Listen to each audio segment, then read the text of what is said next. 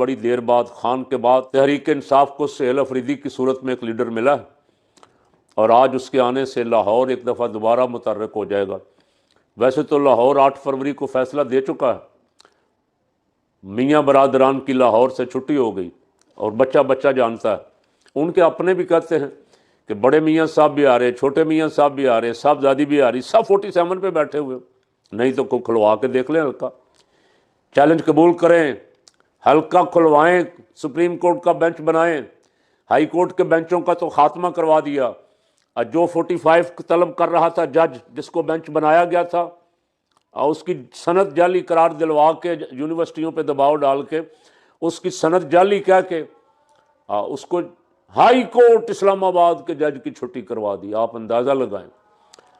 تو کوئی اگر تھوڑی بہت بھی اخلاقیات ہے تو کوئی بینچ بنائیں اور اس سے انکوائری کروا لیں کہ عوام نے آپ کو منتخب کیا ہے یا آپ کو مسلط کیا ہے کسی نے۔ تو آخری بات یہ کہنا چاہتا ہوں اس موضوع پہ کہ سہیل افریدی صاحب کو لاہوریے ویلکم کر رہے ہیں، بڑی تعداد کارکنوں کی جگہ جگہ انتظار میں ہے۔ میں بھی ویلکم کر رہا ہوں لاہور کی طرف سے، احالیان لاہور کی طرف سے، کہ لاہور داتا کی نگری ہر پاکستانی کے لیے کھلا ہوا ہے۔ آؤ لاہور آؤ، لاہوریے تمہیں سینے سے لگائیں گے۔